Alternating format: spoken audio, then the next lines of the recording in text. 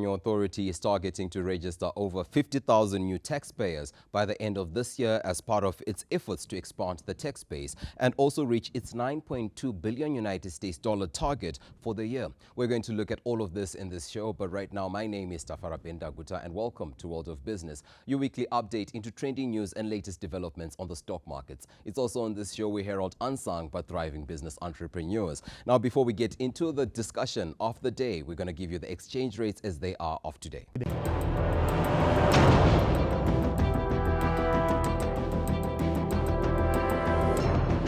The Zimbabwe gold to the United States dollar interbank rate was at 25.71 ZiG. The Zimbabwe gold to the Great Britain pound interbank rate was at 34.76 ZiG. The Zimbabwe gold to the euro interbank rate was at 30.34 ZiG. The Zimbabwe gold to the South African rand interbank rate was at 0.61 ZiG. The Zimbabwe gold to the Botswana pula interbank rate was at 1.87 ZiG. We also give you commodity prices as they are on the global market.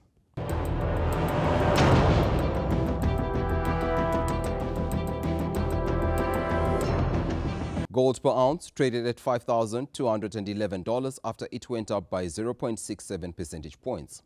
Silver per ounce traded at $91.13 after it went up by 3.26 percentage points. Copper per pound traded at $602.75 after it went up by 0.60 percentage points. Platinum per ounce traded at $2,282 after it went up by 4.86 percentage points. And that's it for this segment of World of Business. Do stay tuned. We've got more to unpack here on World of Business, exclusive to ZBC.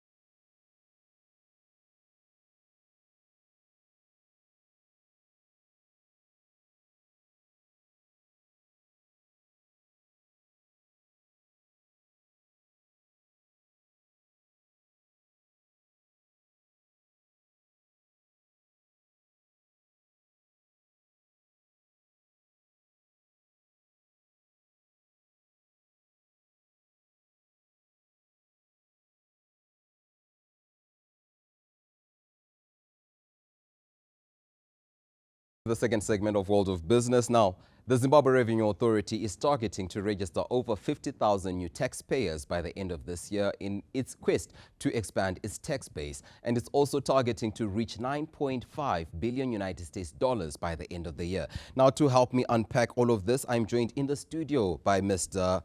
Mathias Chinanayi, the head tech services at ZIMRA. Mr. Chinanayi, welcome to the show. Welcome. Also, thank you, Tafara.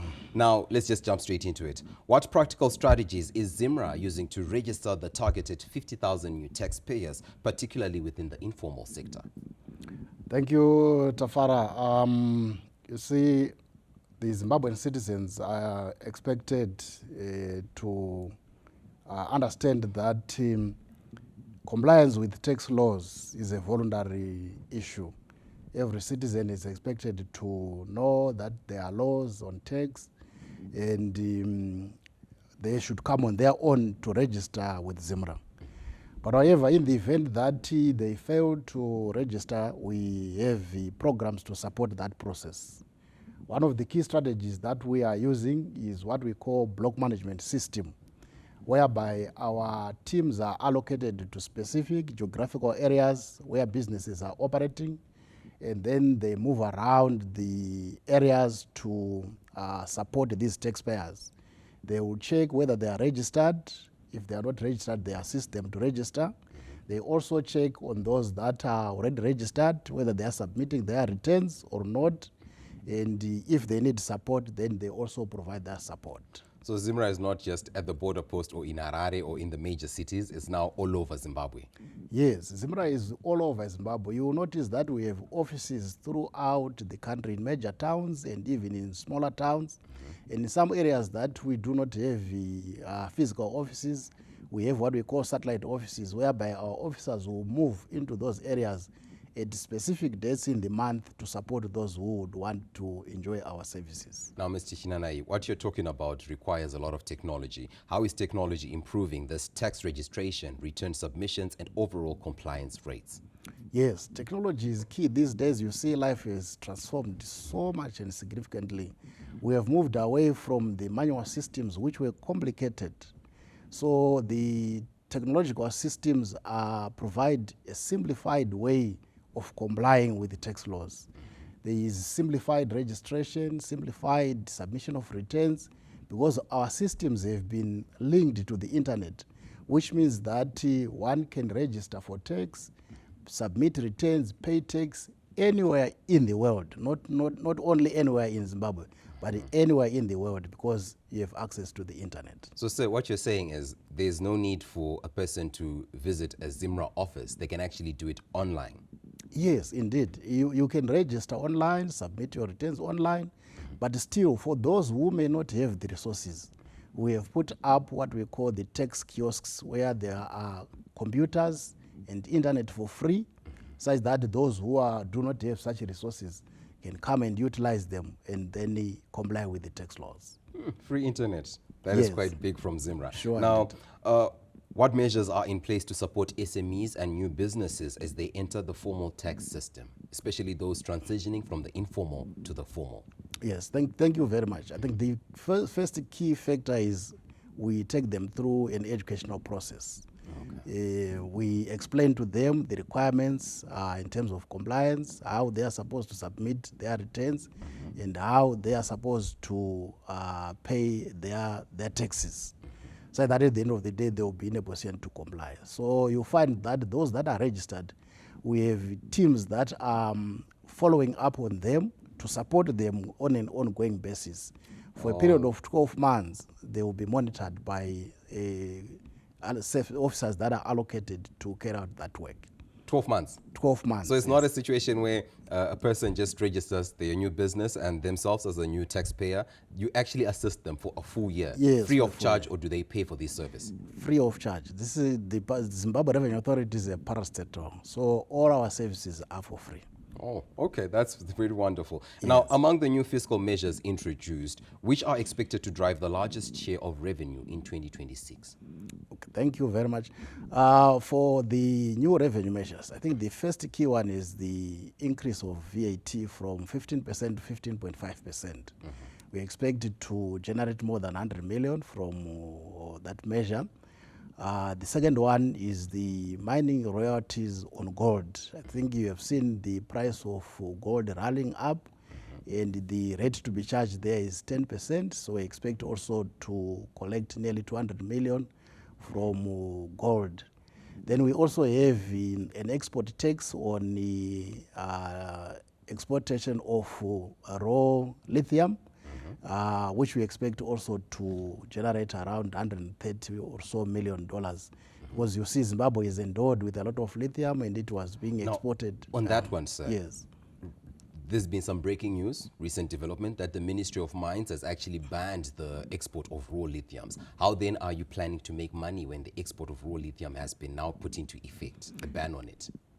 Yeah, and unfortunately, there's been a change in terms of regulations, but from the fiscal measures, that is what was expected to happen. So you find that the law says any lithium that has not been benefited in full. So if anyone does export that after getting a permit from government, we expect to collect tax from there.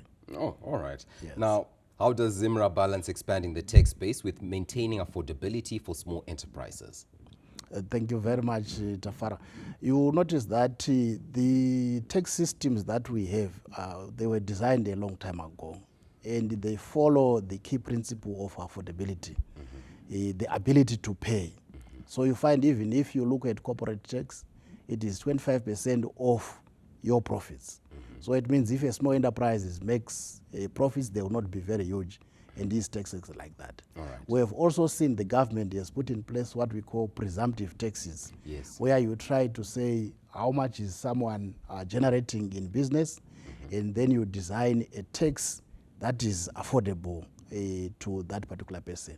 Now, just as a trivial question, you were mentioning how some of the fiscal measures are dating back from long back, probably from the colonial era. Are you not doing anything to change the laws so that they move with current times?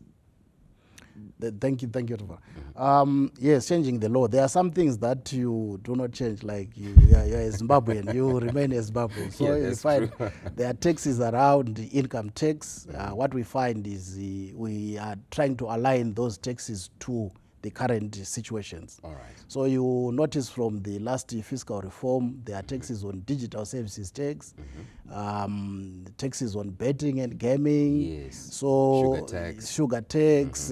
all those things, they are meant to try to realign the old the regime to the current environment. Oh, okay, that's very informative. Yes. Now, how does strengthening domestic revenue collection advance Zimbabwe's Vision 2030 objective? Yes, Vision 2030, remember, His Excellency said he wants to transform Zimbabwe from being a low middle income country to an upper middle income society. Yes. And the government has put in place these plans, the NDS 1, NDS 2, where we are looking at providing infrastructure, health, peace and security. But to finance all those programs, you need revenue. And this revenue will come from the taxes that we collect. In the old days, you may notice that we used to get a lot of money from international financiers, but now it's very little is coming from that farm. Meaning we have to generate our own. Yes, we have to generate our own revenue, which will be used to construct the good roads that we are seeing, to improve the services at Paranyatwa and or other things that the government is doing. Now, Mr. Chinanayi, you as ZIMRA have a target of 9.5 billion United States dollars by the end of the year. Is this actually achievable, or is the number a bit high? I understand ZIMRA does not make its own targets. Could you explain as to how that works, how that goes about? The target is set by government through the Ministry of Finance. All right. The government has a budget. They will look at the macro figures and then estimate the possible tax that will be collected. All right. So they will say you had there's positive growth that we are expecting in Zimbabwe. Our GDP is growing. And because of that, it means also we can collect more from the activities that are taking place. So with the appropriate strategies that we have put in place, we believe the target is achievable. Like all other work, it's work that we have to do, but it is achievable. All right. And last year, like the previous years, we can say 2025, 2024, 2023, the targets that had been set by government for ZIMRA, had they been achieved?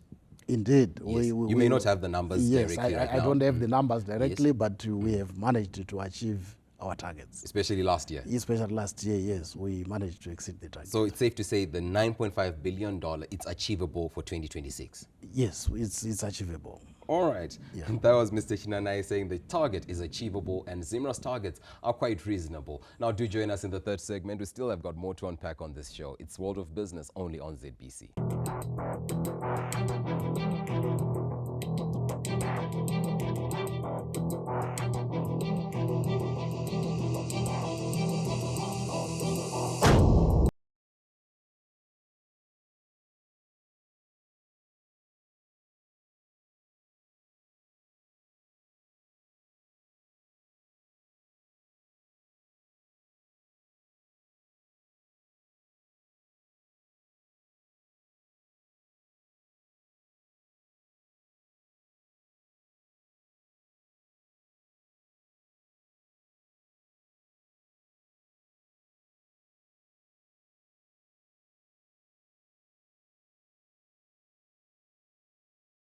Last segment of World of Business, and on this segment we put the spotlight on our Entrepreneur of the Week. Now, in support of the government's National Development Strategy agenda, the World of Business team had spoke to Mr. Daniel Rungani, a local youthful entrepreneur majoring in livestock production. Now let's get more from our field reporter, Cellah Marere. Over to you, Cellah. Welcome to the final segment of this week's edition of World of Business, where we have come all the way to Goromonzi to witness the agricultural activities that are being done by one young man, Mr. Daniel Rungani. Now, youth-led agribusiness is a key pillar under Zimbabwe's National Development Strategy agenda, driving employment, food security and economic growth. Against this background, we're going to speak to one young man, Mr. Daniel Rungani, who is going to walk us through his journey to agribusiness as well as agricultural entrepreneurship. Mr. Rungani, thank you so much for joining us. Thank you for having me. Okay, so briefly, maybe just tell us about Goromonzi and doing agriculture in this place. How has it been so far, experience? So farming is basically fun the side. We get enough water and it's the best area to do either your crops or your animals. So it's exciting to be in Goromonzi and farming here. Okay. Yes. Okay, so last year we witnessed the rolling out or the launch of the National Development Strategy 2 on the 17th of November 2025, and it deliberately includes and emphasizes on youth agribusiness being a key pillar, and also youth entrepreneurship under the agricultural sector being so crucial. What are your sentiments towards that? I really want to thank the President for giving us the opportunity to start even farming, and it's also a huge responsibility on our part because it's an opportunity for us to prove that we as farmers can create employment, and we have to feed the national grid. And for you to have happy citizens, you need to have citizens that are not hungry, that are well fed. So it's now a huge responsibility on our part to employ more people and to put in more work so that we do not embarrass our country or even our president for having so much confidence in the youth. Okay, yeah, the future is definitely in the right hands. Sure. But maybe, how old are you? I'm 26. 26. Yes. What motivated you to venture into agriculture? Has it always been something that you wanted to do? It was a circumstance because, to be honest, I was never a person. I grew up on a farm, but I wasn't really interested, such that even when I was in school, I didn't even do agriculture as a practical. But soon after A level, you can't keep asking your parents that you need data or you need for them to buy your phone. Then you start looking at low-hanging fruits, and you're like, but we also have land. I can start doing broilers, I can do pigs, I can even do a small garden. So the passion then grew on me. One of the most fulfilling things about agriculture is animal husbandry, to be specific. I can come back from town, and if the pigs, even they sense my smell, they'll start crying, and they can even tell that, my pigs are not well fed today. So it's that responsibility that comes onto me, so that I feel like, no, I have to continue and pursue and grow. Okay, this year is pasture-raised pigs. We also do commercial pigs. Those are the ones we do farrow to finish, and those are the ones we get income from. These ones we are studying them out. It's a pilot project that we wanna see how they grow and how they adapt to the environment, and also how we are going to sell them as organic food. We want to sell it as organic meat. So yeah, so then we also have broilers. At any one time we have between 1,500 to 2,000 broilers. Then on the commercial side, the commercial pigs, we have 140 porkers at any one time. Clearly, you have been very successful in what you're doing here. How have the government policies supported all of these projects that you're doing? How have the policies made it possible for this environment to be conducive for all these projects that you're doing? Yeah, the very reason that we are here and we are operating on this farm, it was because of the government via the land reform program. So we have benefited a lot from the government, from getting implements, even the opportunities to access to banks, where long ago, even when my dad was operating, it was very hard for them to get loans.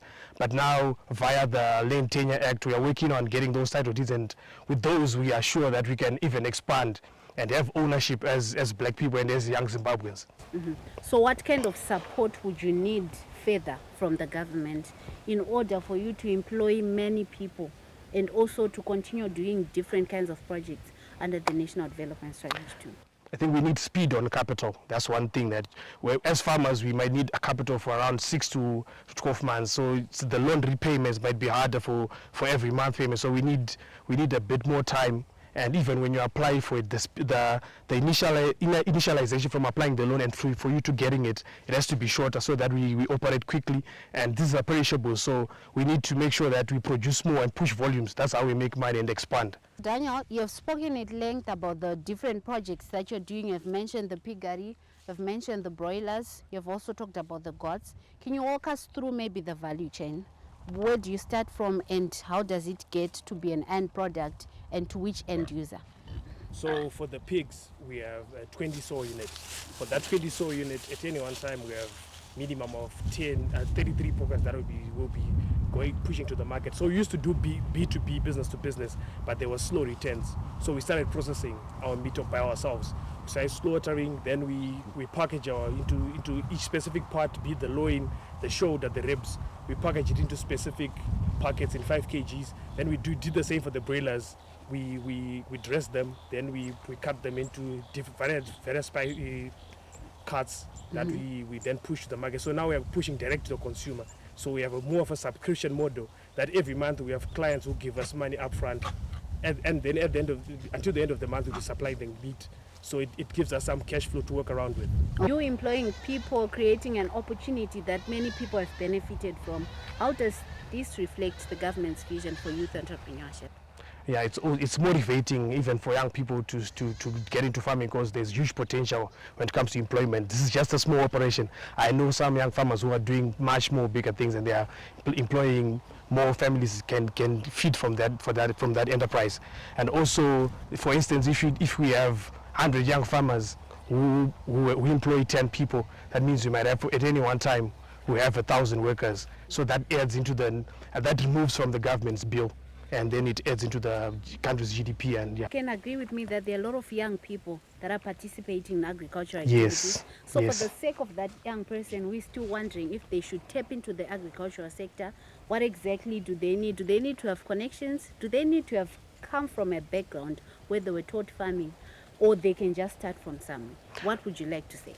I would encourage young Zimbabweans, especially those who want to get into farming, they should join clubs which do agriculture. You need to have sort of a mentor who's directly ahead of you, so they have been where you want to go. So if you ask them, they will tell you, if you want to start with pigs, start with 5 pigs. Don't go for 10 or go for 5 or go for less than 5. You need to start with 5 so that you get your intervals synchronizing as soon as you can.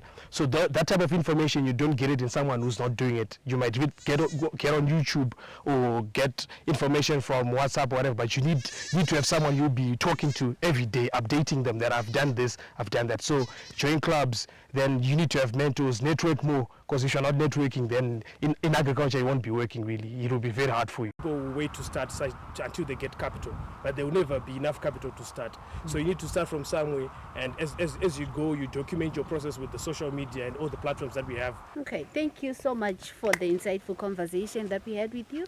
And we sincerely hope to come for the future programs that you're going to be doing. We've come to the end of this week's segment of our Entrepreneur of the Week, and it has clearly been highlighted that NDS2 places agriculture as a strategic economic sector with aims to increase productivity for the food and nutrition security. And that brings an end to this week's segment of our Entrepreneur of the Week. Be sure to join us again next segment. It's back to the studio. And that's it for this episode of World of Business. From myself, Tafara Bendaguta, and the crew behind the scenes, it's back to business.